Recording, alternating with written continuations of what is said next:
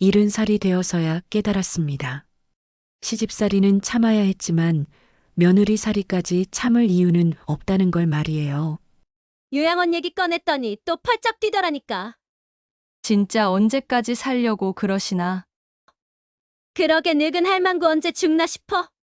어떤 사람은 밖에선 친절하지만 안에선 조용히 사람을 죽입니다. 내가 없어서 더 편하시겠네요. 나도 좀 편해지렵니다. 그렇게 나는 짐을 쌌습니다. 하지만 그 시작은 한 통의 문자 메시지였지요.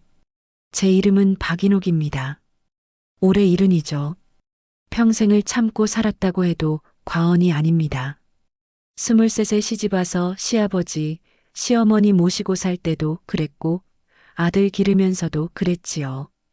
그때는 참는 게 당연했습니다. 며느리가 시집에서 배워야 할 첫 번째 덕목이었으니까 말이에요.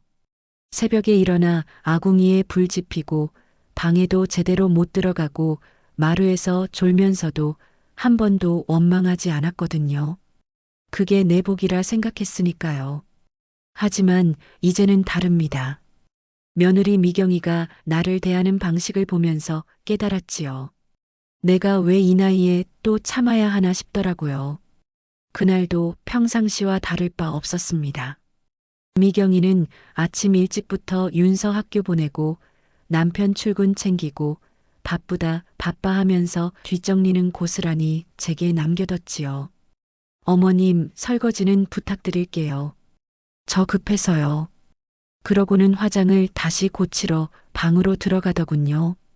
요즘 미경이는 동네 맘카페 모임이다. 필라테스다에서 나가는 일이 많아졌습니다.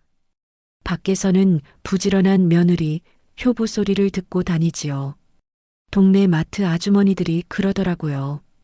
박 여사님, 며느리는 정말 효부예요. 그렇게 어머님 잘 모시더라니까요. 웃음만 나왔습니다. 미경이가 제 약봉투에 자기 이름 써서 병원 간 것도, 제 생신상 사진 찍어서 SNS에 올린 것도 다 체면용이었거든요. 설거지를 하면서 식탁 위에 놓인 미경이 휴대폰이 눈에 들어왔습니다. 평소 같으면 그냥 지나쳤을 텐데 그날따라 화면이 환하게 켜져 있었지요. 문자가 몇 개 와서 불이 깜빡이고 있었습니다. 남의 폰을 들여다보는 건 예의가 아니라는 걸 물론 알고 있죠. 하지만 그 순간 화면에 떠오른 글자가 제 눈을 사로잡았습니다. 시어머니 아직도 안 돌아가셨냐? 심장이 쿵 했지요. 저 얘기가 제 얘기였거든요. 손이 저절로 휴대폰으로 향했습니다. 단톡방이었습니다. 프로필 사진들을 보니 미경이가 평소 만나는 동네 친구들이더군요. 그 안에서 나눈 대화를 보는 순간 숨이 막혔지요. 요양원 얘기 꺼냈더니 또 펄쩍 뛰더라니까. 우리 어머님은 진짜 고집이세. 아이고, 그럼 언제까지 모시고 살려고? 나 같으면 진작에 밥도 따로 차려드려야 하고 방도 따뜻하게 해드려야 하고. 아, 진짜 귀찮아 죽겠어. 그러게, 혼자 계시면 더 편하실 텐데. 요새 노인정도 좋잖아. 미경이가 보낸 메시지들을 하나하나 읽어내려가는데 눈앞이 캄캄해지더군요. 이젠 밥 차리는 것도 눈치 보여서 스트레스야. 언제쯤 좀 자유로워질까? 어머님이 TV 보시는 소리가 너무 커서 잠도 못 자겠어. 귀가 어두우셔서 자꾸 크게 틀어놓으시네. 솔직히 말하면 혼자 사셨으면 좋겠는데 어떻게 말을 꺼내야 할지. 그런데 그 다음 메시지들은 더욱 충격적이었습니다. 진짜 언제까지 살려고 그러시나? 그러게 늙은 할망구 언제 죽나 싶어. 아이고, 그런 말하면 안 되지만. 진짜 속마음은 똑같아. 우리 친정엄마도 70에 돌아가셨는데 이분은 몸이 너무 건강하셔서. 그리고 마지막 메시지가 가장 충격적이었습니다. 우리 어머님 치매에 김이라도 있으면 좋겠다. 그럼 당당하게 요양원 보낼 텐데. 아니면 넘어져서 다리라도 다치시든지. 휴대폰을 든 손이 덜덜 떨렸지요. 지난 몇 년간 느꼈던 서운함들이 한꺼번에 설명되는 기분이었습니다.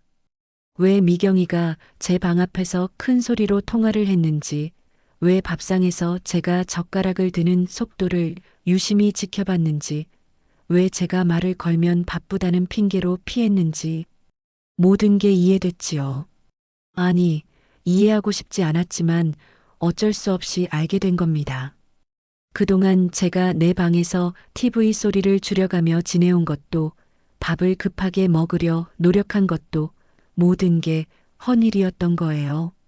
시집살이 할 때는 말이죠. 시어머니가 저를 구박해도 참았어요.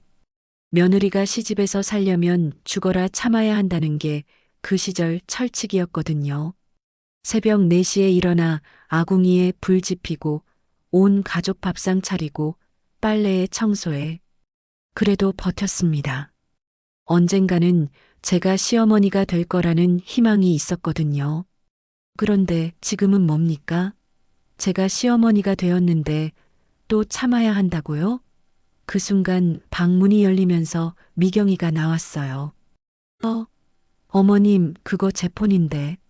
미경이는 당황한 기색으로 휴대폰을 받아들었지만 제 표정을 보더니 눈치를 챈 듯 했어요.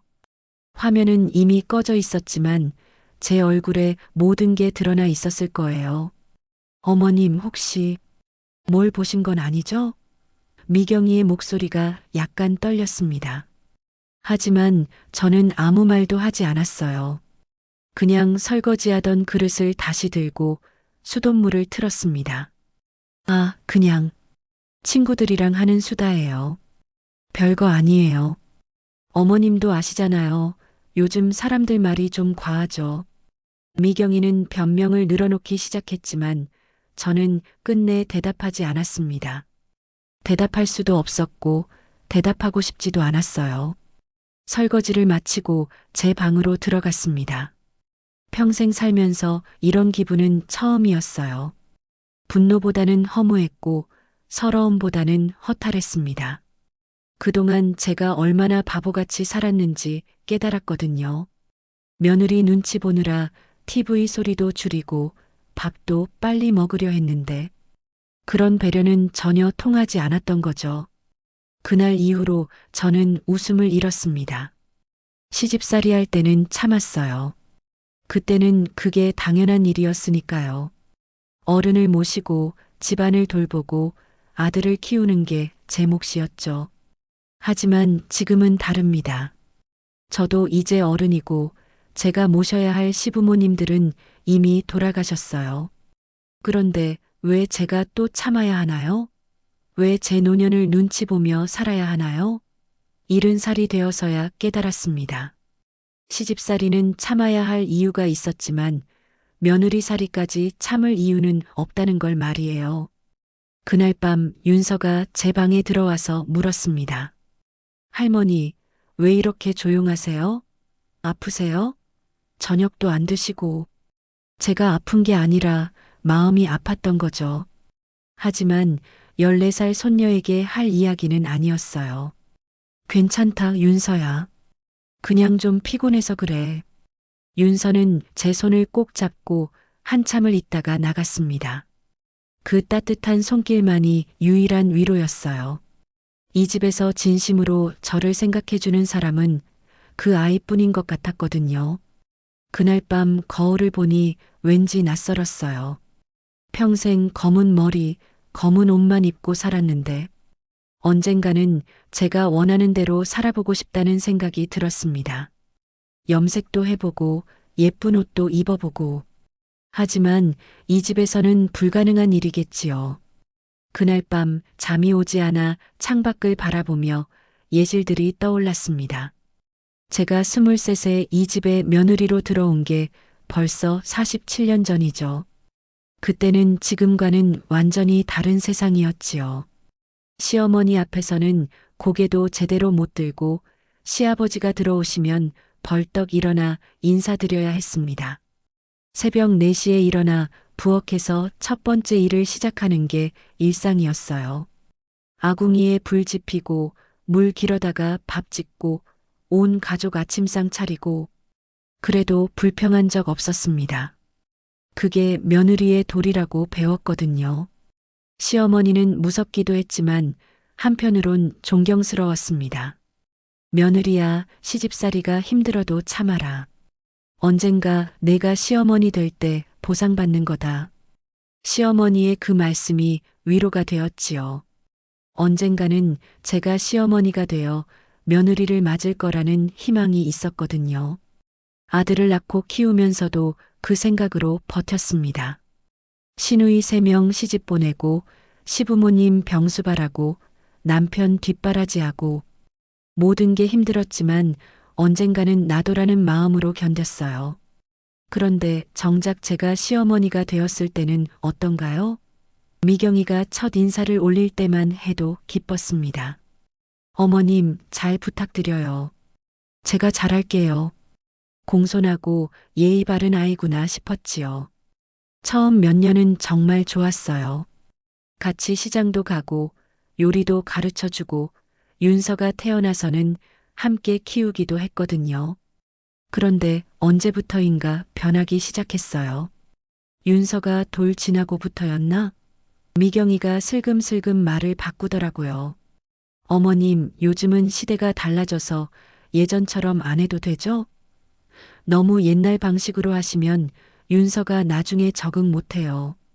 처음엔 그런가 보다 했어요. 시대가 변했으니 저도 변해야겠다고 생각했지요. 하지만 점점 심해졌어요. 제가 하는 모든 일에 태클을 걸기 시작했거든요. 윤서 이유식 만들어주면 시판 제품이 더 영양 균형이 좋대요. 빨래를 손으로 하면 세탁기가 더 깨끗해요. 청소를 하면 요즘은 청소업체 부르는 게 더 전문적이에요. 하나하나 제 방식을 부정하더군요. 그래도 참았어요.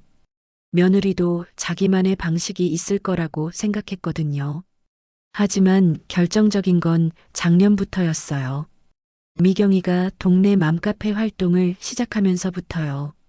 거기서 다른 엄마들과 어울리더니 아예 저를 투명인간 취급하기 시작했어요. 어머님, 저희끼리 얘기하는 거니까 신경 쓰지 마세요. 제가 끼어들려고 하지도 않았는데 미리 차단해 버리더라고요. 밥상에서도 마찬가지였어요. 예전에는 제가 먹는 속도에 맞춰주려고 했는데 이제는 자기들끼리만 먹고 일어나 버려요. 제가 아직 반도 못 먹었는데 말이에요. 어머님은 천천히 드세요. 저희는 급해서요.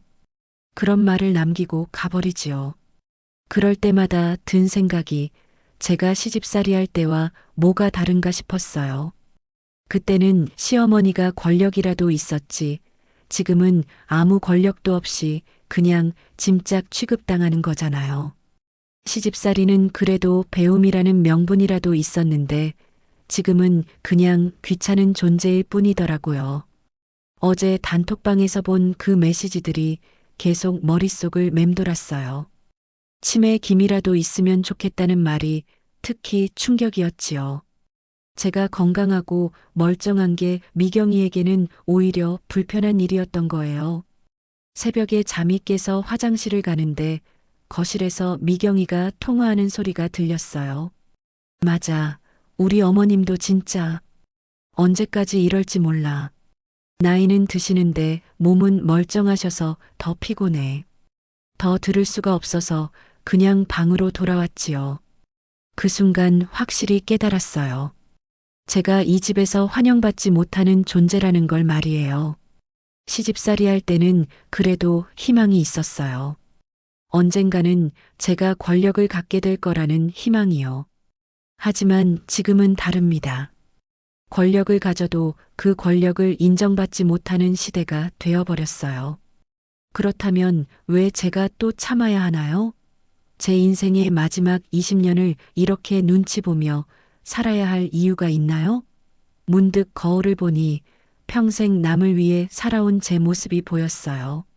언젠가는 제가 하고 싶은 대로 입고 싶은 옷을 입고 가고 싶은 곳에 가면서 살아보고 싶다는 생각이 들었습니다. 아침이 되자 결심이 섰어요. 더 이상은 참지 않겠다고요. 며칠이 지나도 미경이는 평상시와 다름없이 행동했어요. 마치 제가 단톡방을 본 일 따위는 없었던 것처럼 말이에요. 오히려 더 과장되게 친절한 척했지요. 어머님, 오늘 날씨가 좋으니까 산책 나가세요. 저는 윤서 학원 데려다 주고 올게요.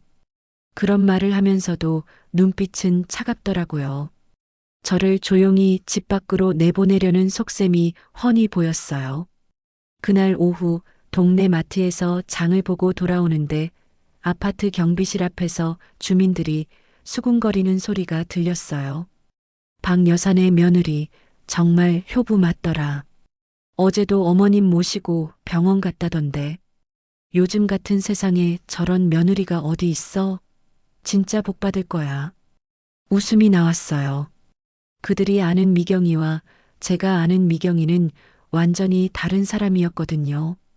집에 들어가니 미경이가 휴대폰으로 누군가와 영상통화를 하고 있었어요.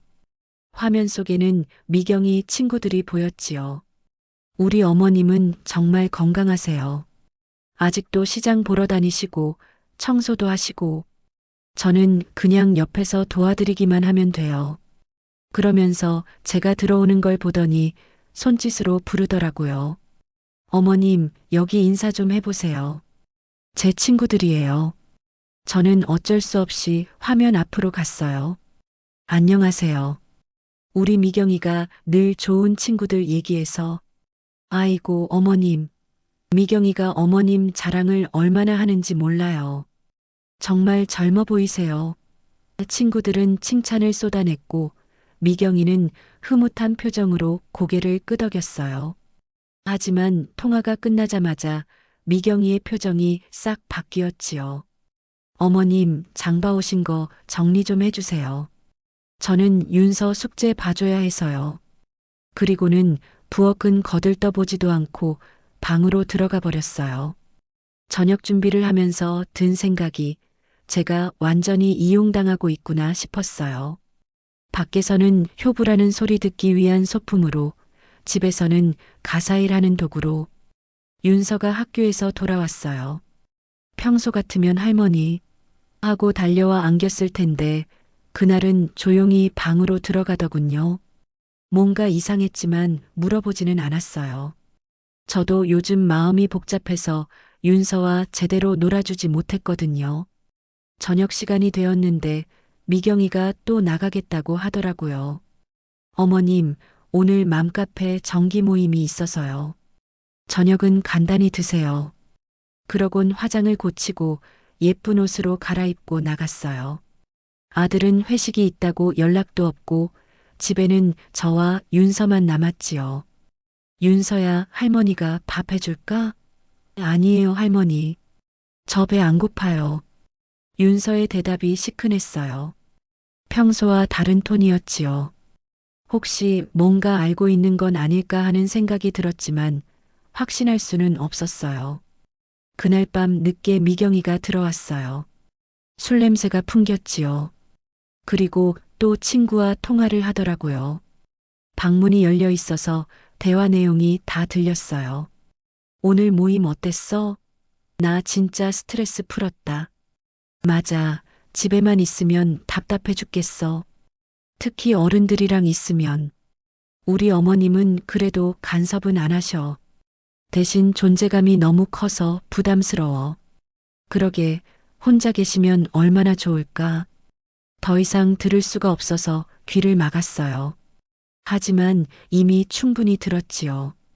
제 존재 자체가 미경이에게는 스트레스였던 거예요. 그 다음날 아침 미경이가 또 연기를 했어요. 어머님, 어제 늦게 들어와서 죄송해요. 친구들이 워낙 붙잡고 있어서. 오늘은 어머님 좋아하시는 된장찌개 끓여드릴게요. 그러면서 부엌에서 후다닥 된장찌개를 끓였지요. 하지만 맛은 영 아니었어요. 된장도 제대로 안 풀렸고 간도 맞지 않았어요. 그래도 저는 맛있다고 했어요. 이제 와서 뭐라 할 기운도 없었거든요. 윤서만 유심히 저를 지켜보고 있었어요. 그 아이는 뭔가 눈치채고 있는 것 같았지만 확실하지는 않았지요. 그날 오후 미경이가 또 나갔어요. 이번에는 필라테스 수업이라고 하더군요. 거실에서 혼자 TV를 보고 있는데 윤서가 조용히 다가왔어요. 할머니, 요즘 왜 이렇게 조용하세요? 예전에는 제가 학교에서 돌아오면 항상 반겨주셨잖아요. 제 마음이 아팠어요. 이 아이에게는 죄가 없는데 제가 힘들다고 소홀히 대한 거죠. 할머니가 요즘 좀 피곤해서 그래. 윤서한테 신경 못 써줘서 미안하다. 할머니, 혹시 엄마 때문에 속상하세요? 윤서의 갑작스러운 질문에 깜짝 놀랐어요. 이 아이가 뭔가 알고 있는 게 분명했지요. 하지만 뭐라고 대답해야 할지 몰랐어요. 그런 게 아니야, 윤서야. 그냥 나이가 들어서. 할머니, 거짓말하지 마세요. 저도 느껴요. 엄마가 할머니한테 예전과 다르게 행동하는 거. 윤서의 말에 가슴이 철렁했어요. 이 아이가 정말로 눈치채고 있었던 거죠. 하지만 어떻게 대답해야 할지 막막했어요. 14살 아이에게 어른들 사이의 복잡한 감정을 어떻게 설명하겠어요. 윤서야, 어른들 일은 복잡한 거야. 내가 걱정할 일은 아니고. 할머니, 저 어제 엄마 휴대폰 봤어요. 윤서가 조용히 말했어요. 그 순간 온몸에 전기가 흐르는 것 같았지요. 뭘 봤다는 거니? 단톡방이요. 엄마가 친구들한테 할머니 얘기하는 거 다 봤어요. 윤서의 눈에 눈물이 고이기 시작했어요. 할머니한테 요양원 보내자고 하고 치매 걸렸으면 좋겠다고 하고 그런 얘기들이요. 세상이 무너지는 기분이었어요. 제가 혼자 감당하려고 했던 아픔을 이 어린아이도 함께 겪고 있었던 거죠. 윤서야, 할머니, 왜 아무 말씀 안 하세요? 왜 참기만 하세요? 윤서가 울면서 제게 달려와 안겼어요. 엄마가 할머니한테 그렇게 하는 거 저는 싫어요. 할머니는 저한테 제일 좋은 사람인데 제 눈에서도 눈물이 흘러내렸어요. 이 아이만은 제 편이었구나 하는 생각에 위로가 되었지요. 하지만 동시에 미안했어요. 이런 어른들의 갈등을 아이가 감당해야 하다니. 윤서야, 할머니는 괜찮아. 내가 이해해주는 것만으로도 충분해. 아니에요, 할머니. 괜찮지 않아요. 엄마가 하는 행동이 잘못된 거예요. 윤서가 단호하게 말했어요. 이 아이가 언제 이렇게 컸나 싶었지요. 저도 뭔가 해야겠어요. 할머니 편에 서야겠어요. 안 돼, 윤서야. 내가 끼어들면 안 돼. 이건 어른들 문제야. 할머니, 저도 이 가족이에요. 그리고 제가 할 수 있는 일이 있어요. 윤서의 눈빛이 이상했어요. 뭔가 결심을 한 것 같았지요. 하지만 구체적으로 뭘 하겠다는 건지는 말하지 않았어요. 그날 밤 미경이가 또 늦게 들어왔어요. 이번에도 친구들과 술을 마셨다고 하더군요. 저녁도 안 해놓고 나갔다가 밤늦게 취해서 들어온 거죠. 어머님, 저녁은 드셨어요? 형식적인 인사였어요. 제가 굶었든 말든 상관없다는 투였지요. 응, 윤서랑 간단히 먹었어. 그래요? 다행이네요. 저는 피곤해서 먼저 잘게요. 그러고는 화장도 제대로 안 지우고 방으로 들어가 버렸어요. 다음 날 아침에도 미경이는 숙취 때문에 늦게 일어났어요. 윤서 아침 준비는 제가 다 해줬지요. 할머니, 고마워요. 엄마는 항상 이래요. 약속 있다고 나갔다가 늦게 취해서 들어와요. 윤서야, 엄마 욕하는 거 아니야. 어른들도 가끔 힘들 때가 있는 거야. 할머니는 항상 엄마 편을 드시네요. 엄마는 할머니 편을 안 드는데. 윤서의 말이 가슴에 박혔어요. 맞는 말이었거든요. 저는 항상 미경이를 이해하려고 노력했는데 미경이는 저를 이해하려는 노력을 전혀 하지 않았어요. 학교에 간 윤서를 배웅하고 나니 집이 너무 조용했어요.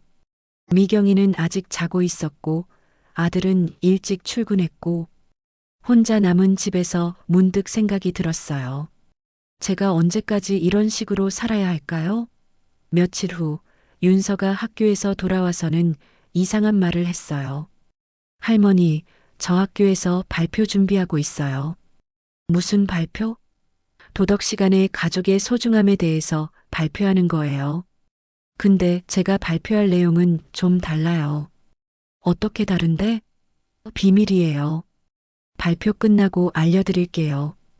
윤서의 표정이 심상치 않았어요. 뭔가 꾸미고 있는 것 같았지요. 하지만 아이가 학교 과제라고 하니 뭐라고 말할 수는 없었어요. 그날 저녁 미경이가 또 나간다고 했어요. 어머님, 오늘은 동네 맘들이랑 저녁 약속이 있어서요. 내일 아침에 맛있는 거 해드릴게요. 거짓말이었어요. 어제 통화할 때 들었거든요. 그냥 스트레스 풀러 술 마시러 간다고. 하지만 이제는 뭐라고 하기도 지쳤어요. 그냥 고개만 끄덕였지요. 윤서와 단둘이 저녁을 먹는데 아이가 갑자기 물었어요. 할머니, 만약에 할머니가 이 집을 떠나신다면 어디로 가실 거예요? 왜 갑자기 그런 말을 하니? 그냥 궁금해서요. 할머니도 가끔은 혼자 살고 싶으실 것 같아서. 윤서의 질문이 묘했어요. 마치 제 마음을 읽은 것 같았거든요. 실제로 저는 요즘 그런 생각을 자주 했어요. 이 집을 떠나면 어디로 갈까? 글쎄, 아마 고향으로 갈 것 같구나. 예천에 아직 우리 옛집이 남아있거든. 예천이요? 거기서 혼자 사실 수 있어요? 옛날에 살던 집이니까 괜찮을 거야. 그런데 왜 이런 걸 물어보니? 아니에요. 그냥 할머니가 행복하셨으면 좋겠어서요. 윤서의 말에서 뭔가 불길한 예감이 들었어요. 이 아이가 뭔가 계획하고 있는 게 분명했지요. 윤서의 행동이 며칠째 이상했어요. 학교에서 돌아오면 방에 틀어박혀서 컴퓨터 앞에 앉아 있는 시간이 늘었지요. 숙제한다고 했지만 가끔 제가 들여다보면 급하게 화면을 바꾸더라고요. 윤서야, 뭐 하는 거니? 아, 그냥 학교 과제요. 발표 준비하고 있어요. 항상 그런 대답이었어요. 그런데 어느 날 밤 윤서 방에서 이상한 소리가 들렸어요. 녹음하는 소리 같았지요. 안녕하세요. 저는 중학교 2학년 윤서입니다. 오늘은 내가 본 두 얼굴이라는 주제로 발표하겠습니다. 제목부터 심상치 않았어요. 혹시 저희 집 얘기를 하는 건 아닐까 싶어서 문 앞에서 더 들어봤지요.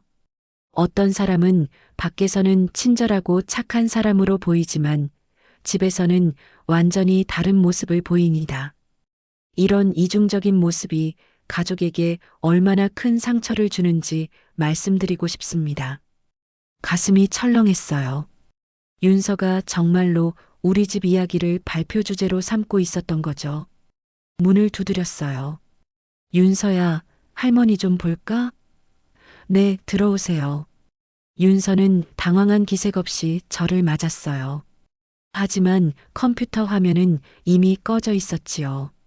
방금 뭐 녹음하고 있었니? 네, 학교 발표 연습이요. 윤서야, 할머니가 들었는데 혹시 우리 집 얘기하는 거 아니니? 윤서가 잠시 망설이더니 고개를 끄덕였어요. 네, 맞아요. 하지만 걱정하지 마세요, 할머니. 이름은 다 바꿀 거예요. 안 돼, 윤서야. 그런 건 하면 안 돼. 가족 일을 밖에 알리는 건. 할머니, 왜 안 돼요? 엄마가 잘못하고 있는 건데 왜 숨겨야 해요? 윤서의 목소리에 분노가 섞여 있었어요. 엄마는 밖에서 효부 행세하면서 집에서는 할머니를 괴롭히고 있어요. 이건 잘못된 거예요. 윤서야, 그래도 이런 식으로 해결하는 건 아니야. 더 큰 문제가 될 수 있어. 더 큰 문제요? 지금도 충분히 큰 문제예요. 할머니가 매일 속상해 하시는 걸 보는 게 더 힘들어요. 윤서의 눈에 눈물이 맺혔어요. 이 아이가 얼마나 마음고생을 했는지 알 것 같았지요. 할머니, 제가 뭔가 하지 않으면 아무것도 변하지 않을 거예요.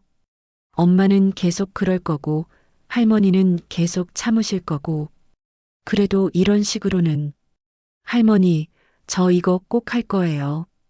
대신 할머니한테 피해가 가지 않게 조심할게요. 윤서의 결심이 단단해 보였어요. 말려봐도 소용없을 것 같았지요. 며칠 후 윤서가 학교에서 발표를 한다는 날이었어요.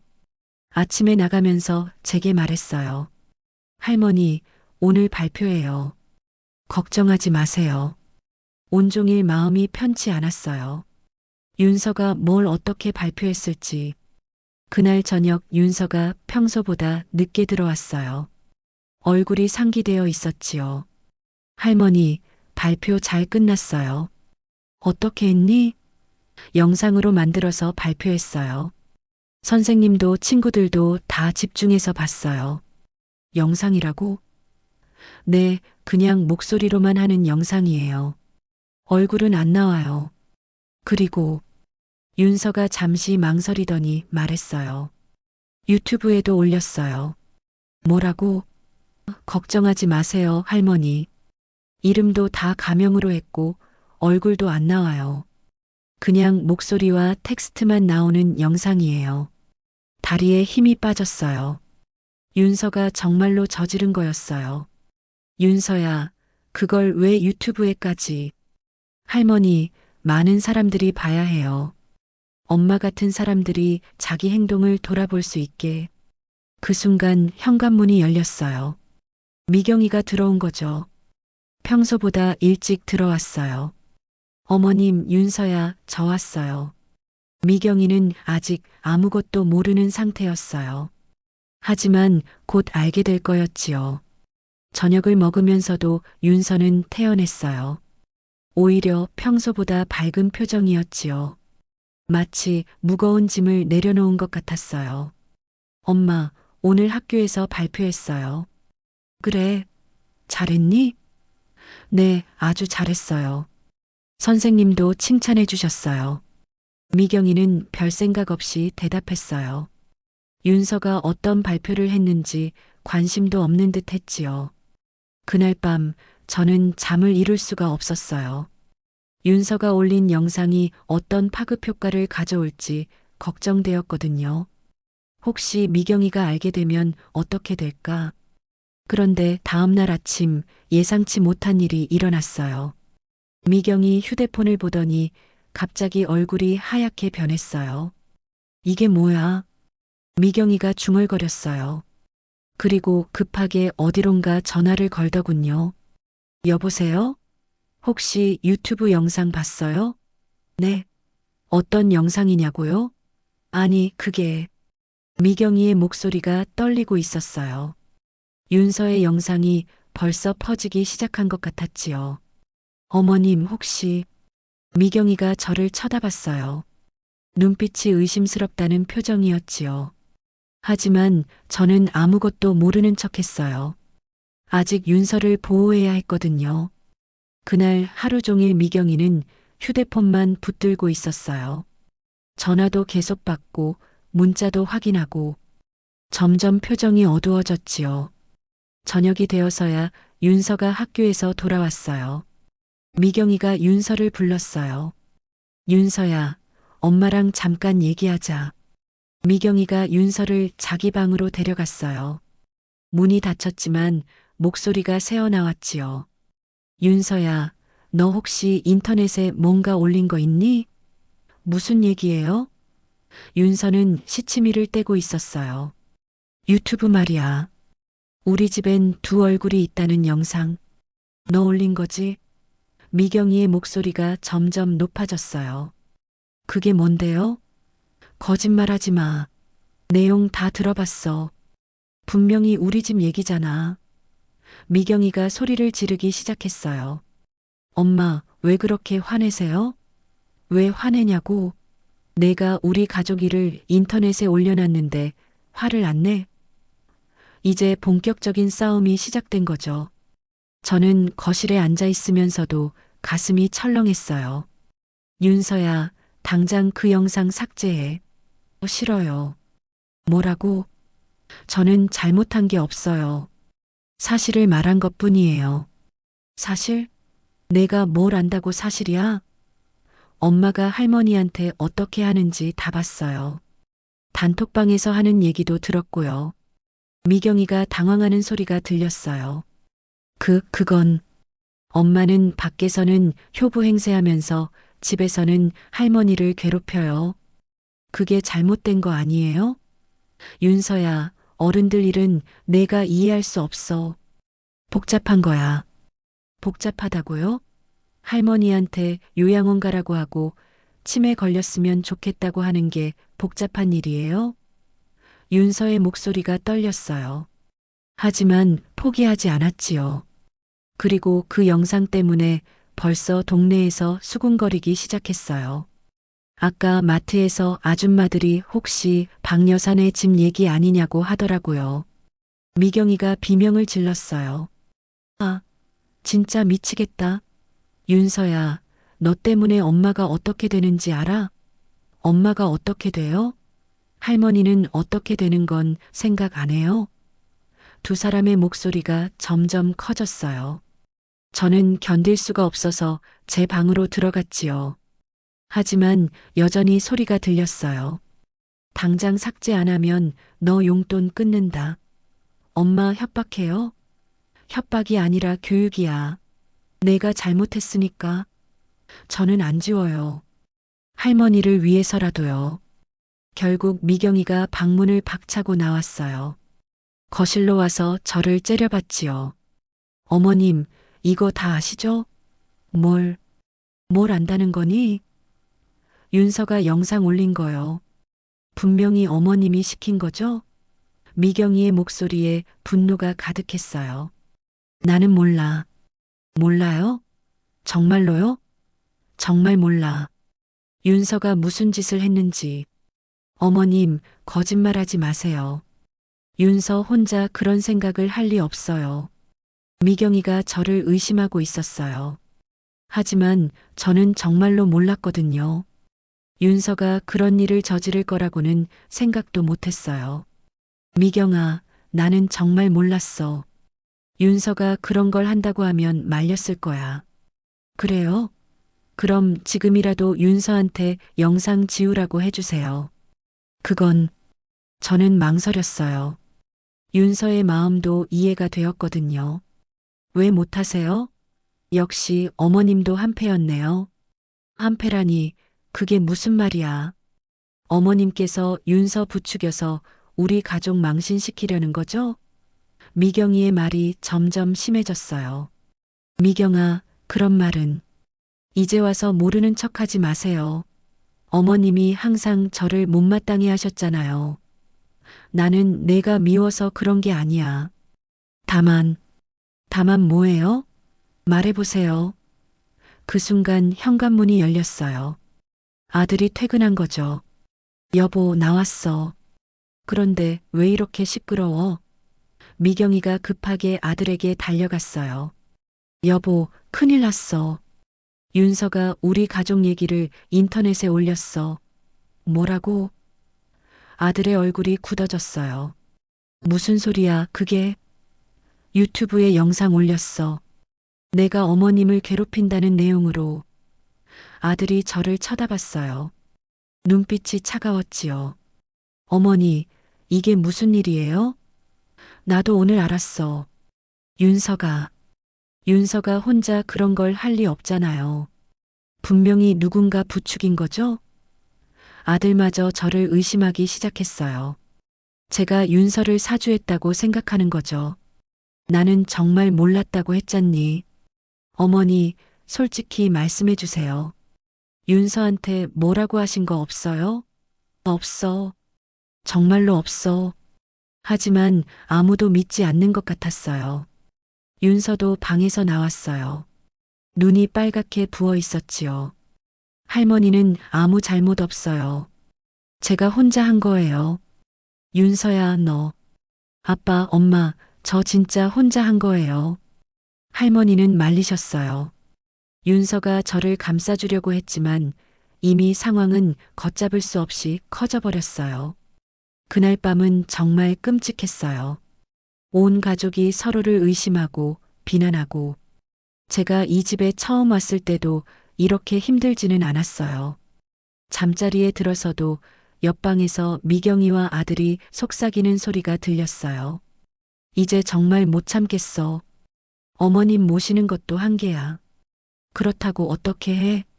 그냥 쫓아낼 수도 없고 방법이 있을 거야. 윤서도 저런 식으로 행동하는데 더 이상 들을 수가 없었어요. 귀를 막고 이불을 뒤집었었지만 마음의 상처는 막을 수 없었지요. 그때 깨달았어요. 이제 정말로 한계에 다다랐다는 걸 말이에요. 더 이상 이 집에서 버틸 수 없겠다는 생각이 들었어요. 그 밤 저는 결심했어요. 더 이상 이 집에 머물 수 없다고 말이에요.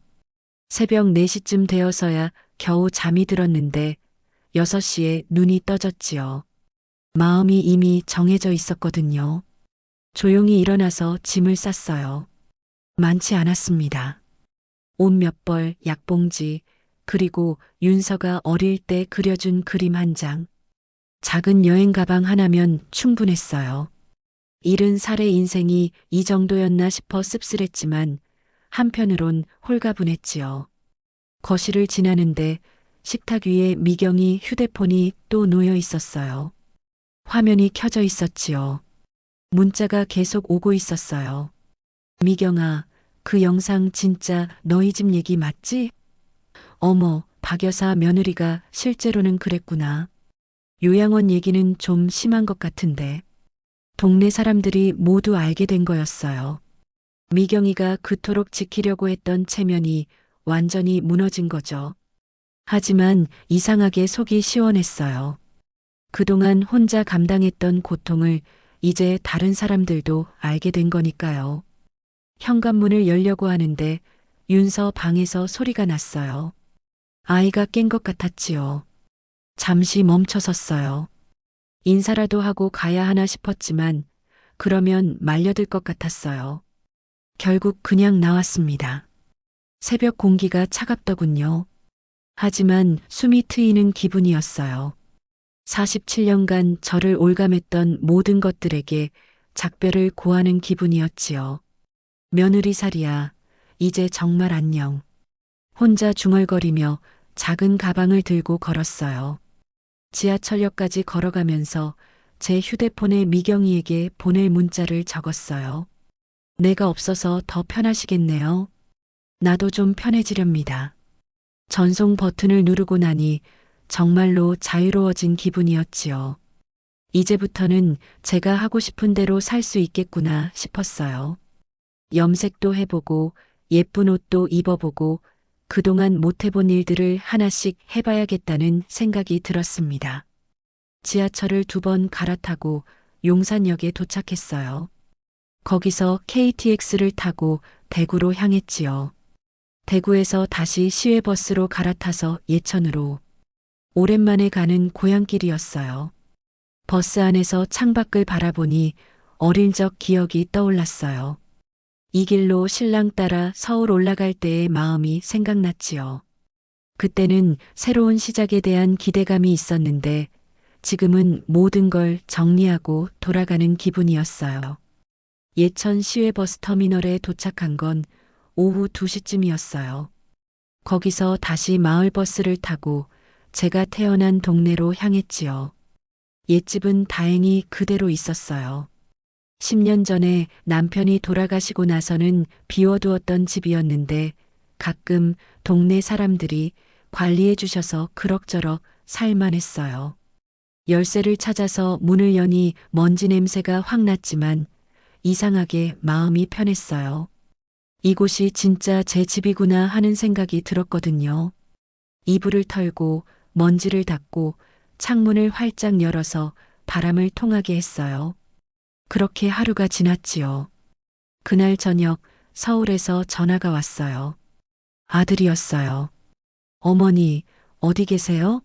집에 안 계시던데. 예천에 와 있다. 예천이요? 왜 갑자기? 나도 이제 좀 편하게 살고 싶어서. 아들이 한참 말이 없더니 말했어요. 어머니, 미경이가 많이 반성하고 있어요. 그래, 그럼 다행이네. 언제 돌아오실 거예요? 글쎄, 아직 모르겠구나. 여기가 편해서. 아들이 더 뭔가 말하려고 했지만 저는 전화를 끊었어요.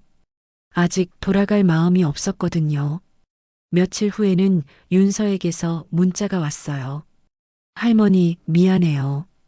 제가 영상 올린 것 때문에 할머니가 집을 떠나신 거죠? 정말 죄송해요. 윤서에게는 답장을 보냈어요. 윤서야, 내가 잘못한 게 아니야. 할머니는 지금 아주 편해. 걱정하지 마. 동네 사람들도 제가 돌아온 걸 신기해했어요. 인호가 서울 생활 그만두고 왔니? 응, 이제 나이도 들었고 해서. 굳이 자세한 사정을 말하지는 않았어요. 하지만 동네 사람들도 대충 눈치는 채고 있는 것 같았지요. 아이고, 며느리 눈치 보며 사는 것도 쉽지 않지. 며칠 지나니 서울 소식이 들려왔어요. 윤서의 영상이 계속 퍼지고 있다는 거였어요. 조회수가 10만을 넘었다고 하더군요. 댓글도 수백 개가 달렸대요. 나도 이런 며느리 있었다. 시어머니 마음이 이해된다. 요즘 젊은 사람들은 효도가 뭔지 모른다. 찬반 의견이 뜨겁게 달리고 있었어요. 미경이는 그 여파로 동네에서 고개를 들 수 없게 되었다고 했어요. 맘카페 모임도 나가지 못하고 마트에서도 사람들이 수군거린다고. 하지만 저는 별로 미안하지 않았어요. 그동안 제가 당했던 일들을 생각하면 당연한 일이라고 여겨졌거든요. 일주일쯤 지났을 때 윤서가 편지를 보내왔어요. 노란 봉투에 정성스럽게 쓴 편지였지요. 할머니, 엄마는 아직도 영상의 주인공이 자기인지 확실히 모르는 것 같아요. 하지만 아빠는 알고 있어요. 그래서 요즘 자주 싸워요. 아빠가 엄마한테 어머니한테 잘못했다고 하거든요. 저는 할머니가 편하게 지내시는 게 제일 중요해요. 다시 돌아와 달라는 말은 못하겠어요. 엄마가 변하기 전까지는. 윤서의 편지를 읽으며 눈물이 났어요. 이 아이만은 정말로 제 편이었구나 하는 생각이 들었거든요. 예천에 온 지 한 달이 지났어요. 처음에는 혼자 사는 게 어색했지만 이제는 완전히 적응했지요. 아침에 일어나면 마당에 나가서 해를 보는 게 일과가 되었어요. 새소리, 바람소리. 도시에서는 들을 수 없었던 소리들이 제 귀를 즐겁게 해주었지요. 제 시간에 밥 먹고 제 마음대로 TV 보고 밤늦게 책도 읽고 70살에 처음으로 진짜 자유를 만끽하고 있었어요. 누가 뭐라고 할 사람도 없고 눈치 볼 일도 없고 이런 게 행복이구나 싶었지요. 동네 사람들도 친절했어요. 가끔 반찬도 가져다 주시고 병원 갈 때는 차에 태워다 주시기도 했어요. 인호가 혼자 살기 괜찮니? 응, 아주 좋아. 이렇게 편할 줄 몰랐어. 정말 솔직한 마음이었어요. 서울에서 눈치 보며 살던 때보다 100배는 편했거든요. 그런데 무엇보다 놀라운 건 제가 달라지기 시작했다는 거였어요. 평생 검은 머리로만 살았는데 어느 날 거울을 보니 염색을 해보고 싶더라고요. 이 나이에 무슨 염색이야 라고 생각했던 예전과는 달리 이제는 왜 안 돼? 라는 생각이 들었지요. 동네 미용실에 가서 은회색으로 염색을 했어요. 거울 속 제 모습이 이렇게 젊어 보일 줄 몰랐습니다. 어머, 인옥 언니. 완전 다른 사람 같아요. 미용사 아주머니가 깜짝 놀라더군요. 집에 돌아와서 거울을 보니 정말 새로운 제 모습이었어요. 47년 동안 시집살이, 며느리살이에 묻혀있던 진짜 제 모습을 찾은 기분이었지요. 며칠 후에는 예천 시내에 나가서 옷도 샀어요. 평생 검은색, 회색 옷만 입었는데 이번에는 밝은 베이지색 카디건과 꽃무늬 블라우스를 골랐습니다. 이런 걸 입어도 되나 싶었지만 이제는 누구 눈치도 볼 필요가 없잖아요. 화장품도 하나 둘씩 장만했어요. 립스틱, 파운데이션. 윤서한테서 배운 걸 써먹을 때가 온 거죠. 거울 앞에서 화장을 하고 있는 제 모습을 보니 마치 20대로 돌아간 기분이었어요. 윤서가 일주일에 한 번씩은 편지를 보내왔어요. 가끔은 택배로 과일이나 약도 보내주고 그 아이의 마음이 너무 고마웠지요.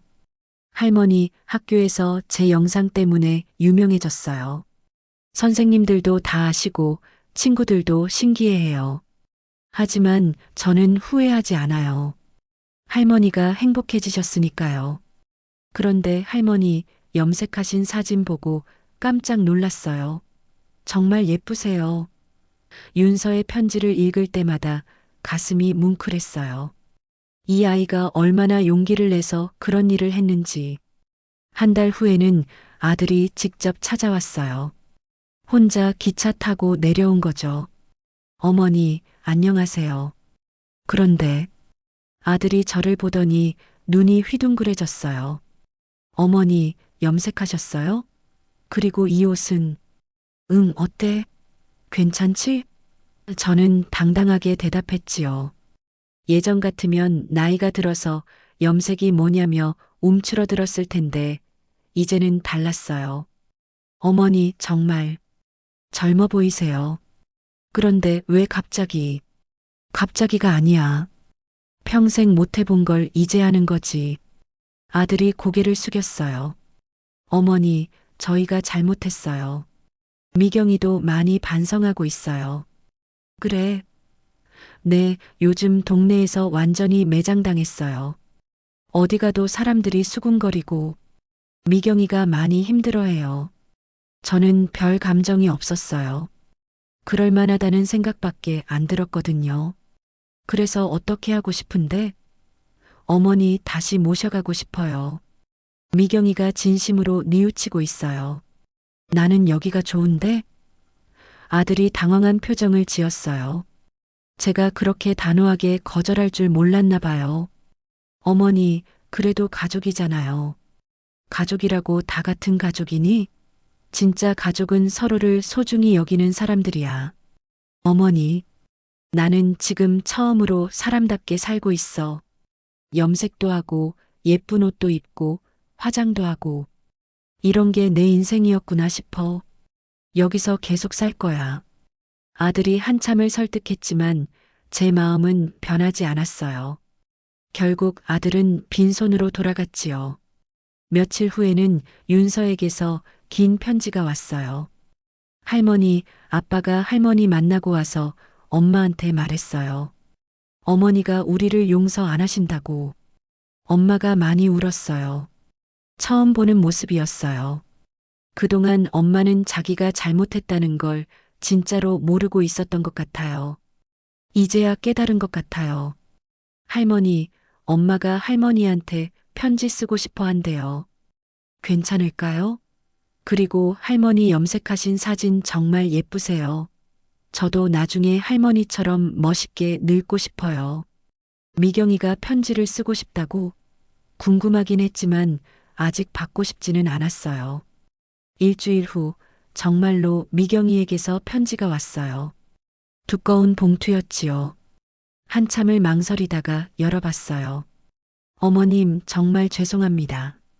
그동안 제가 얼마나 잘못된 생각을 하고 있었는지 어머님이 떠나시고 나서야 깨달았어요. 어머님 없는 집은 정말 집이 아니었어요. 윤서도 저를 보는 눈이 차갑고 남편도 저를 원망하고 저 혼자 모든 걸 감당해야 하니까 얼마나 힘든지 알겠어요. 그동안 어머님이 얼마나 많은 일을 해주셨는지. 어머님이 안 계시니까 집안일이 산더미예요. 그제야 어머님의 소중함을 알았어요. 동네 사람들 시선도 견디기 힘들어요. 어디 가도 수군거리고 이제야 어머님 마음을 조금이라도 이해할 것 같아요. 어머님, 다시 돌아와 주세요. 제가 정말 잘할게요. 다시는 그런 생각 안 할게요. 편지는 몇 장에 걸쳐서 이어졌어요. 진심으로 후회하는 것 같았지요. 하지만 저는 아직 마음이 움직이지 않았어요. 그동안 받은 상처가 하루아침에 치유될 리 없었거든요. 가을이 깊어갈 무렵 저는 처음으로 혼자 여행을 다녀왔어요. 경주로 1박 2일 여행이었지요. 평생 가족들 뒷바라지만 하느라 제대로 된 여행 한 번 못 가봤는데 이른해 처음 가본 혼자만의 여행이었어요. 불국사, 석굴암. 젊었을 때 못 가본 곳들을 천천히 둘러보며 사진도 찍고 맛있는 것도 먹고 정말 자유로웠어요. 며느리살이야, 이제 정말 안녕. 불국사 경내에서 혼자 중얼거리며 손을 흔들었어요. 47년간 저를 올감했던 모든 굴레에게 작별 인사를 하는 기분이었지요. 윤서가 또 편지를 보내왔어요. 할머니, 제가 올린 영상 조회수가 100만을 넘었어요. 댓글도 수천 개가 달렸고 할머니와 비슷한 경험을 하신 분들이 정말 많더라고요. 할머니 덕분에 많은 분들이 위로받으신 것 같아요. 할머니, 저는 할머니가 행복하시면 그걸로 충분해요. 억지로 돌아오시지 않아도 돼요. 대신 가끔 편지 주세요. 그리고 건강하세요. 할머니 여행 사진도 보고 싶어요. 윤서의 편지를 읽고 나니 마음이 따뜻해졌어요. 이 아이 하나만으로도 제 인생이 의미가 있다는 생각이 들었거든요. 지금 저는 매일 아침 마당에 나가서 해를 봅니다. 예전에는 누군가의 눈치를 보느라 제대로 해를 볼 시간도 없었는데 이제는 마음껏 볼 수 있어요. 윤서가 보내준 편지들을 읽으며 하루를 시작하고 동네 사람들과 인사를 나누며 시장도 보고 저녁에는 혼자서 좋아하는 드라마도 보고 이런 평범한 일상이 이렇게 소중한 줄 몰랐어요. 때로는 예천 시내에 나가서 새로운 옷도 사고 미용실에서 머리도 하고 카페에서 커피도 마셔요. 70살에 처음 마셔본 아메리카노의 쌉싸름한 맛이 이렇게 좋을 줄 몰랐지요. 다음 달에는 부산 여행도 계획하고 있어요. 바다를 보고 싶거든요. 평생 가족들만 생각하며 살았는데 이제는 제가 하고 싶은 일들을 하나씩 해보려고 해요. 70살이 되어서야 처음으로 제 인생을 살고 있습니다. 시집살이 할 때는 시어머니를 위해, 아이 기를 때는 아들을 위해, 며느리와 함께 살 때는 가족을 위해, 항상 누군가를 위해 살았지요. 하지만 이제는 다릅니다. 제가 원하는 대로, 제가 행복한 대로 살고 있어요. 며칠 전 윤서에게서 마지막 편지가 왔어요. 할머니 사랑해요.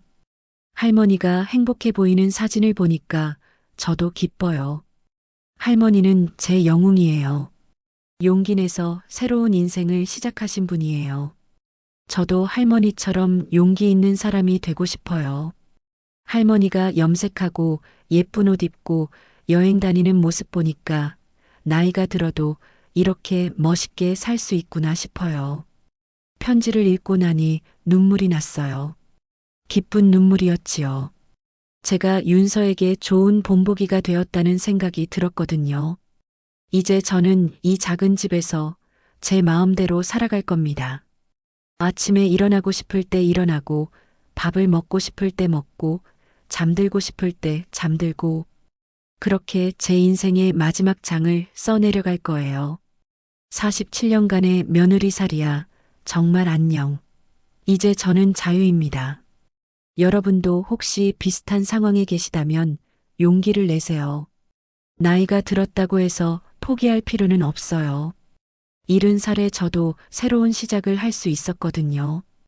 꼭 독립은 아니더라도 고생한 자신을 위해 염색도 하고 예쁜 옷도 입고 여행도 다니고 이런 작은 변화들이 얼마나 큰 행복을 주는지 몰라요. 이 이야기가 도움이 되셨다면 구독과 좋아요 부탁드려요. 여러분의 응원이 큰 힘이 됩니다. 모두 행복하세요. 오늘 이야기는 여기서 마무리하겠습니다. 들어주셔서 감사했어요. 지금까지 어머나 사연이었습니다.